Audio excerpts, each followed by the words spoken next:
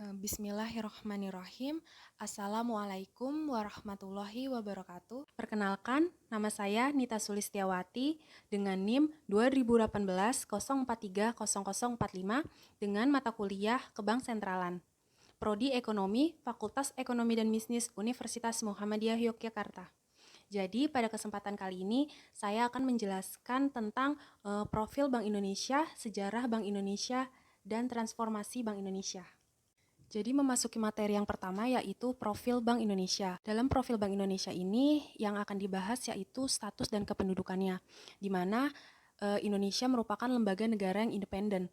Berdasarkan Undang-Undang Nomor 23 Tahun 1999 tentang Bank Indonesia, di mana dalam undang-undang ini memberikan status dan kedudukan kepada Bank Indonesia sebagai suatu lembaga negara yang independen dalam melaksanakan tugas dan wewenangnya, bebas dari campur tangan pemerintah atau pihak lain, kecuali untuk hal-hal yang secara tegas diatur dalam undang-undang ini. Selanjutnya yaitu status Bank Indonesia sebagai badan hukum. Status Bank Indonesia baik sebagai badan hukum publik maupun badan hukum perdata yang ditetapkan dengan undang-undang. Sebagai badan hukum publik, Bank Indonesia berwenang untuk menetapkan peraturan-peraturan hukum yang merupakan pelaksanaan dari undang-undang yang mengikat seluruh masyarakat luas sesuai dengan tugas dan wewenangnya. Sesuai Badan Hukum Perdata, Bank Indonesia dapat bertindak untuk dan atas nama sendiri di dalam maupun atau di luar pengadilan. Nah, berikut merupakan tujuan serta tugas dari Bank Indonesia. Nah, tujuan tunggalnya itu dalam kapasitasnya sebagai bank sentral, Bank Indonesia mempunyai satu tujuan tunggal, yaitu untuk mencapai dan memelihara kestabilan nilai rupiah. Nah, kestabilan nilai rupiah ini mengandung dua aspek, yaitu kestabilan nilai mata uang terhadap barang dan jasa, serta kestabilan terhadap mata uang negara lain. Nah, ini merupakan 3 pilar utama dari Bank Indonesia. Nah, dari ketiga bidang tersebut perlu diintegrasi agar tujuan mencapai dan memelihara kestabilan nilai rupiah dapat dicapai secara efektif dan efisien. Berikut merupakan tugas dan fungsi dari Bank Indonesia, yaitu yang pertama, menetapkan dan melaksanakan kebijakan moneter. Yang kedua, mengatur dan menjaga kelancaran sistem pembayaran. Dan yang terakhir yaitu stabilitas sistem keuangan. Nah, sekarang kita memasuki sejarah Bank Indonesia. Nah, sejarah Bank Indonesia itu pada awalnya kedatangan Bank Eropa ke Asia Tenggara dengan misi mencari rempah-rempah, yaitu pada tahun 1600 atau pada abad ke-16. Di Nusantara itu telah berdiri kerajaan-kerajaan yang telah memiliki mata uangnya sendiri. Selain itu, beredar pula mata uang asing seperti picis dari Tiongkok yang mendominasi peredaran uang. Kemudian, pada tahun 1602, yaitu pembentukan maskapai dagang, VOC atau Persekutuan Dagang Hindia Timur. Lalu selanjutnya pada tahun 1603, VOC itu bertujuan untuk membuka perdagangan di Nusantara sekaligus menghancurkan dominasi Portugis. Namun semua itu gagal. Selanjutnya yaitu pada tahun 1746, bank pertama di Nusantara yang berdiri untuk menunjang kegiatan perdagangan pada tahun 1746 adalah Bank Van Queren Bank. Ini memiliki tugas untuk memberikan pinjaman dengan jaminan emas, perak, perhiasan, dan barang-barang yang berharga lainnya. Kemudian pada tahun 1818 yaitu penutupan Bank Van Queren dan Bank Van Liening karena terjadinya krisis keuangan. Selanjutnya, pada tahun 1828 didirikannya De Javase, bank yang nantinya akan menjadi cikal bakal Bank Indonesia. Karena pada tahun 1828, pemerintahan kerajaan Belanda memberikan oktrooi atau hak-hak istimewa kepada De Javase Bank atau disingkat sebagai DJB untuk bertindak sebagai bank sirkulasi. Sebagai bank sirkulasi, DJB memiliki kewenangan untuk mencetak dan mengedarkan uang gulden di wilayah Hindia Belanda. Dilanjut dengan 1968. Di tahun ini tuh Bank Indonesia sebagai agen pembangunan dan pemegang kas negara. Pada tahun ini pemerintah Republik Indonesia mengeluarkan Undang-Undang Nomor 13 Tahun 1968 tentang Bank Indonesia. Undang-undang ini mengembalikan tugas BI sebagai Bank Sentral Republik Indonesia dan menghentikan status BI sebagai BNI Unit 1. Nah, selanjutnya yaitu pada tahun 1988. BI mengeluarkan paket kebijakan deregulasi perbankan dengan nama paket kebijaksanaan 27 Oktober 1988 yang lebih dikenal sebagai PATKO 88 atau PATKO 27. Nah, kebijakan ini tuh ditujukan untuk mendorong tumbuhnya industri perbankan dengan mempermudah perizinan dalam pendirian bank baru. Nah, Nah, selanjutnya yaitu pada tahun 1997 yaitu adanya krisis moneter Asia. Krisis moneter yang terjadi di Asia mendorong Bank Indonesia mengambil langkah-langkah kebijakan penanggulangan krisis seperti penerapan kebijakan floating exchange rate untuk nilai tukar, ya, terus ada penutupan bank-bank bermasalah, lalu yang terakhir yaitu restrukturisasi bank-bank yang tidak sehat. Selanjutnya pada tahun 1999 dengan adanya Undang-Undang Nomor 23 tahun 1999 tentang Bank Indonesia ditetapkan sebagai bank sentral yang bersifat independen. Undang-undang ini menetapkan tujuan tunggal BI yaitu mencapai dan memelihara kestabilan nilai rupiah dan menghapuskan tujuan sebagai agen pembangunan. Selanjutnya pada tahun 2004 yaitu pengesahan Bank Indonesia sebagai sentral yang independen. DPR mengesahkan Undang-Undang Nomor 3 tahun 2004 tentang perubahan atas Undang-Undang Nomor 23 tahun 1999 tentang Bank Indonesia.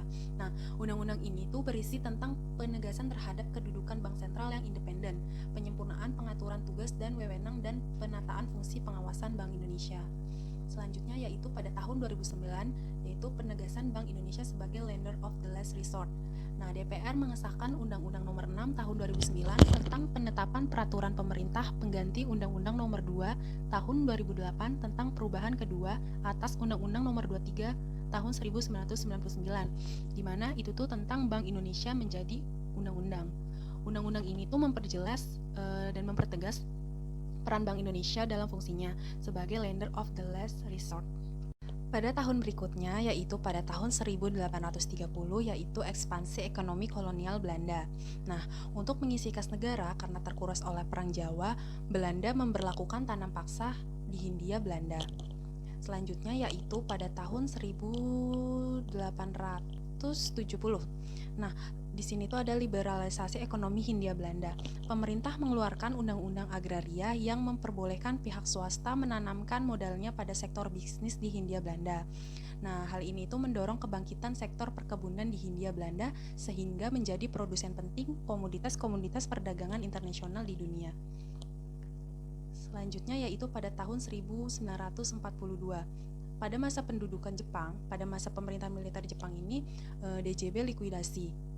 Tugas DJB sebagai bank sirkulasi di Indonesia kemudian digantikan oleh Nanpo Keihatsu Ginko atau NKG kalau disingkat. Selanjutnya yaitu pada tahun 1945. Nah, pasca proklamasi kemerdekaan Indonesia, Belanda berusaha menguasai kembali Indonesia melalui Netherlands Indies Civil Administration. Kalau disingkat jadi NICA. Pada masa ini, NICA mendirikan kembali DJB untuk mencetak dan mengedarkan uang NICA yang bertujuan untuk mengacaukan ekonomi di Indonesia pada saat itu.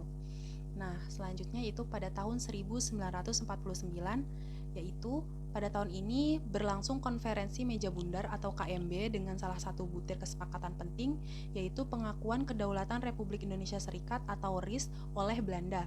Nah, kedudukan RIS ini berada di bawah Kerajaan Belanda dan Republik Indonesia menjadi bagian dari RIS. Selanjutnya yaitu pada tahun 1953. Nah, di sini tuh berdirinya Bank Indonesia. Pada tahun 1553 ini muncul desakan kuat untuk mendirikan bank sentral sebagai wujud kedaulatan ekonomi Republik Indonesia. Nah, oleh karena itu pemerintah memutuskan untuk membentuk Panitia Nasional DJB. Proses nasionalisasi dilakukan melalui pembelian saham DJB oleh pemerintah Republik Indonesia dengan besaran mencapai 97%. Dilanjut dengan 1968. Di tahun ini tuh Bank Indonesia sebagai agen pembangunan dan pemegang kas negara. Pada tahun ini pemerintah Republik Indonesia mengeluarkan Undang-Undang Nomor 13 tahun 1968 tentang Bank Indonesia. Undang-undang ini mengembalikan tugas BI sebagai Bank Sentral Republik Indonesia dan menghentikan status BI sebagai BNI Unit 1. Nah, selanjutnya yaitu pada tahun 1988. BI mengeluarkan paket kebijakan deregulasi perbankan dengan nama paket kebijaksanaan 27 Oktober 1988 yang lebih dikenal sebagai PATKO 88 atau PATKO 27. Nah, kebijakan ini tuh ditujukan untuk mendorong tumbuhnya industri perbankan dengan mempermudah perizinan dalam pendirian bank baru. Nah, selanjutnya yaitu pada tahun 1997 yaitu adanya krisis moneter Asia. Krisis moneter yang terjadi di Asia mendorong Bank Indonesia mengambil langkah-langkah kebijakan penanggulangan krisis, seperti penerapan kebijakan floating exchange rate untuk nilai tukar, terus ada penutupan bank-bank bermasalah, lalu yang terakhir yaitu restrukturisasi bank-bank yang tidak sehat. Selanjutnya pada tahun 1999 dengan adanya Undang-Undang Nomor 23 Tahun 1999 tentang Bank Indonesia ditetapkan sebagai bank sentral yang bersifat independen. Undang-undang ini menetapkan tujuan tunggal BI, yaitu mencapai dan memelihara kestabilan nilai rupiah dan menghapuskan tujuan sebagai agen pembangunan. Selanjutnya pada tahun 2004 yaitu pengesahan Bank Indonesia sebagai sentral yang independen. DPR mengesahkan Undang-Undang Nomor 3 Tahun 2004 tentang perubahan atas Undang-Undang Nomor 23 Tahun 1999 tentang Bank Indonesia. Nah, undang-undang ini tuh berisi tentang penegasan terhadap kedudukan bank sentral yang independen, penyempurnaan pengaturan tugas dan wewenang dan penataan fungsi pengawasan Bank Indonesia. Selanjutnya yaitu pada tahun 2009 yaitu penegasan Bank Indonesia sebagai lender of the last resort. Nah, DPR mengesahkan Undang-Undang Nomor 6 Tahun 2009 tentang penetapan peraturan pemerintah pengganti Undang-Undang Nomor 2 Tahun 2008 tentang perubahan kedua atas Undang-Undang Nomor 23 Tahun 1999, di mana itu tuh tentang Bank Indonesia menjadi undang-undang. Undang-undang ini tuh memperjelas dan mempertegas peran Bank Indonesia dalam fungsinya sebagai lender of the last resort. Nah, dan yang terakhir yaitu pada tahun 2011. Di tahun 2011 ini, fungsi pengaturan dan pengawasan perbankan berpindah ke Otoritas Jasa Keuangan atau OJK. DPR mengesahkan Undang-Undang Nomor 21 Tahun 2011 tentang Otoritas Jasa Keuangan yang mengalihkan fungsi pengaturan dan pengawasan perbankan dari Bank Indonesia ke OJK. Undang-undang ini tuh membagi ruang lingkup pengaturan dan pengawasan mikroprudensial lembaga keuangan sebagai kewenangan OJK. Sementara pengaturan dan pengawasan makroprudensial ini menjadi tanggung jawab Bank Indonesia dengan sasaran stabilitas sistem keuangan. Nah, di slide selanjutnya yaitu ada transformasi Bank Indonesia. Dalam transformasi Bank Indonesia, di sini ditanyakan mengapa Bank Indonesia bertransformasi? Karena Bank Indonesia memiliki cita-cita jangka panjang yang hendak diwujudkan atau dikenal dengan sebutan visi. Selain visi, elemen penting lainnya yaitu misi. Misi menentukan batas dan maksud dan aktivitas untuk mewujudkan visinya. Melalui keberadaannya, visi dan misi akan menginspirasi dan mendorong semua anggota organisasi untuk berfokus pada kesatuan tujuan. Nah, di sini tuh terdapat 7 insight kepemimpinan dalam melaksanakan transformasi Bank Indonesia. Yang pertama yaitu ada cinta BI atau cinta Bank Indonesia untuk mencintai lembaga dengan sepenuh hati. Yang kedua yaitu ada cinta ilmu atau kompetensi untuk terus belajar setinggi mungkin. Yang ketiga yaitu ada berpikir strategis dengan mengasah kemampuan berpikir strategis. Yang keempat yaitu ada memimpin perubahan. Nah, memimpin perubahan ini bermaksud agar setiap hari dapat menjadi lebih baik dari sebelumnya. Yang kelima ada gaining commitment. Nah, ini tuh kemampuan memobilisasi dan mendapatkan komitmen orang lain, khususnya dalam tim yang dipimpin. Yang keenam ada cinta Tuhan atau Bank Indonesia Religi, yaitu dengan mendekatkan diri kepada Tuhan Yang Maha Esa dengan cara beribadah dan bermeditasi sesuai agama dan kepercayaan masing-masing. Dan yang terakhir yaitu ada cinta keluarga.